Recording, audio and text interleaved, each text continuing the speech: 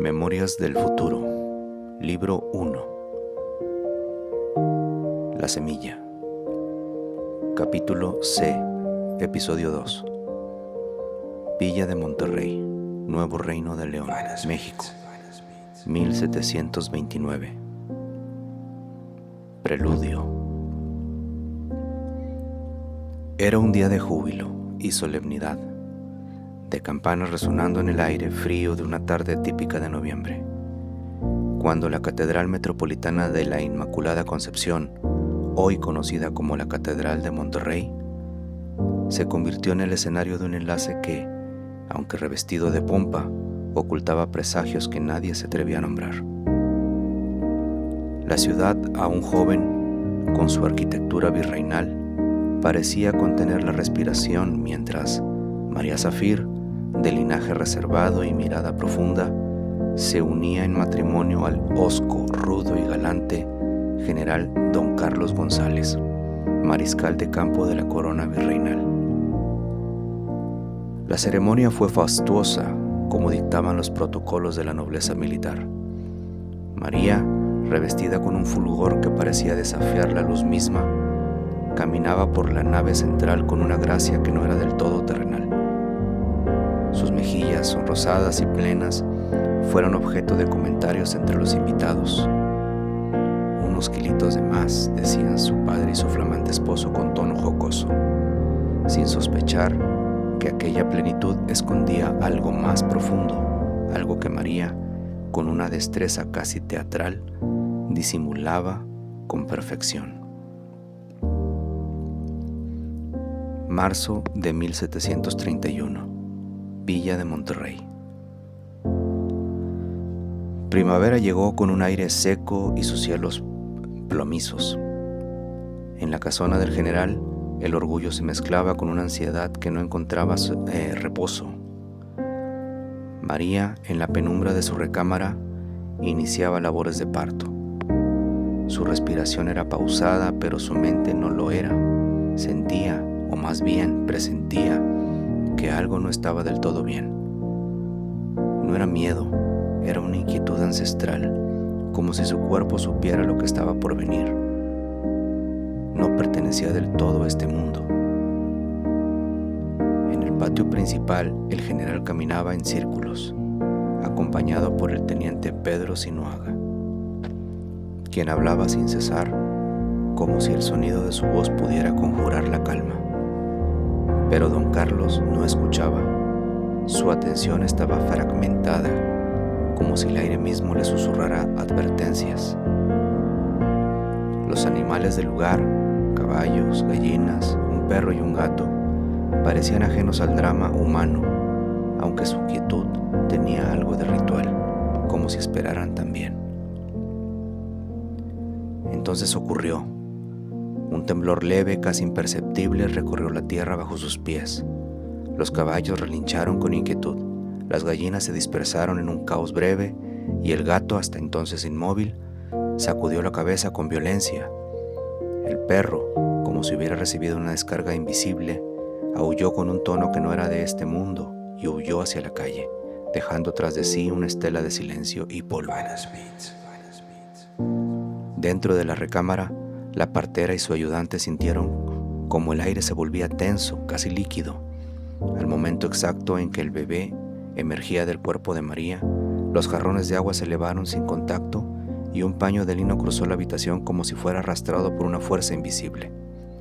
María, contrariada, atribuyó el fenómeno a una corriente de aire y regañó a la mucama por haber dejado la ventana abierta, pero la partera sabía que no era el viento. El niño nació con los ojos abiertos, no entrecerrados, no turbios, sino abiertos, como si ya supiera. Lloró un minuto exacto y luego, como si obedeciera una señal secreta, cayó. Lo que siguió fue aún más desconcertante. El recién nacido sonrió. No una mueca involuntaria, sino una sonrisa plena, dirigida a nadie y a todos. Fue en ese breve lapso de llanto cuando los fenómenos se manifestaron, como si su llegada hubiera alterado el tejido mismo del entorno.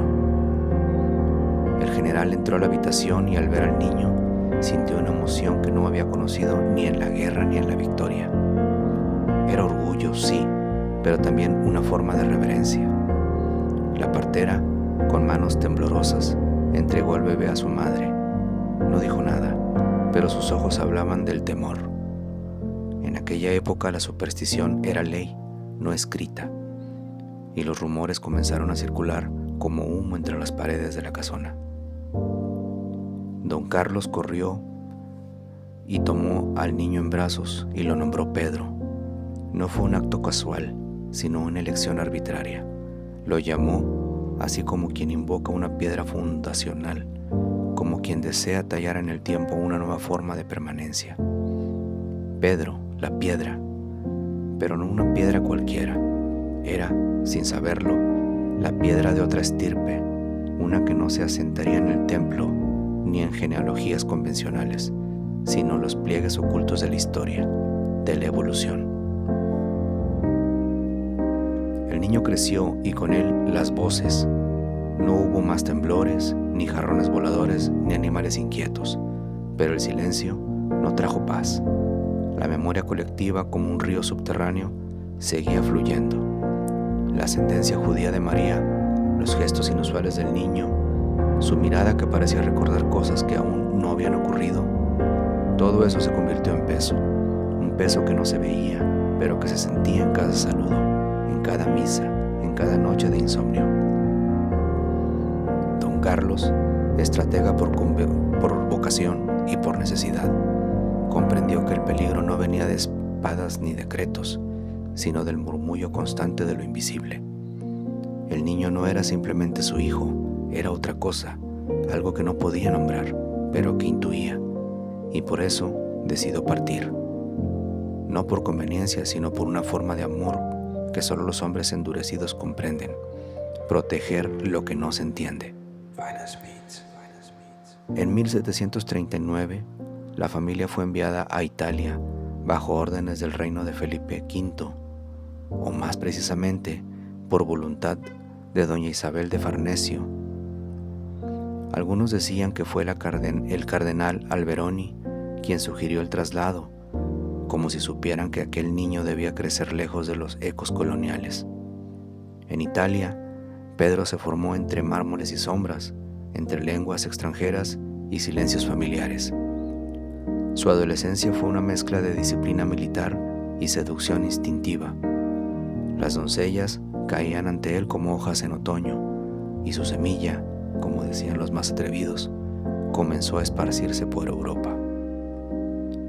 Don Carlos González había decidido que Pedro debía entrar en la milicia. No lo hacía por ambición, sino por necesidad. Los rumores sobre la conducta del joven corrían como pólvora. Su carácter fogoso, su temperamento indomable y su inclinación por los excesos amenazaban con manchar el apellido familiar. Don Carlos, cansado de escuchar murmuraciones, pensó que solo la disciplina de la guerra podría encauzar aquel fuego interior. Así, en 1748, Pedro fue enviado a Parma, en plena guerra de sucesión austriaca, donde el estruendo de los cañones y el rigor de la estrategia militar lo forjarían en un hombre distinto. En los campos de batalla de Parma, Pedro se reveló como un soldado fuera de lo común. Su gallardía no era solo cuestión de porte, sino de instinto. Avanzaba entre la pólvora con una seguridad que desconcertaba a propios extraños. Sus superiores lo miraban con asombro. Parecía tener un sexto sentido para anticipar los movimientos enemigos, y su arrojo lo llevaba a lanzarse donde otros vacilaban. Fue ascendido a coronel en poco tiempo, un ascenso meteórico que hablaba tanto de su valentía como de su capacidad para inspirar a los hombres bajo su mando. En él había algo de antiguo, como si se encarnara la memoria de guerreros medievales que jamás retrocedían. Pero Pedro no solo reforzó la presencia militar española en Austria, también dejó huella en otro terreno, el de la carne y la sangre. Su actitud hipersexual, casi compulsiva, lo llevaba a buscar conquistas con la misma intensidad con la que buscaba victorias en el campo. No era un deseo común, sino una pulsión que parecía dictada por un instinto más profundo. como si supiera que debía multiplicarse, dejar descendencia en cada rincón donde pisara. Sus camaradas lo celebraban como un libertino encantador, pero en su interior, Pedro sentía que esa urgencia lo dominaba más de lo que él dominaba a ella. De esa manera multiplicó su sangre. Sin saberlo, estaba sembrando la semilla en la especie que mucho tiempo después él dominaría.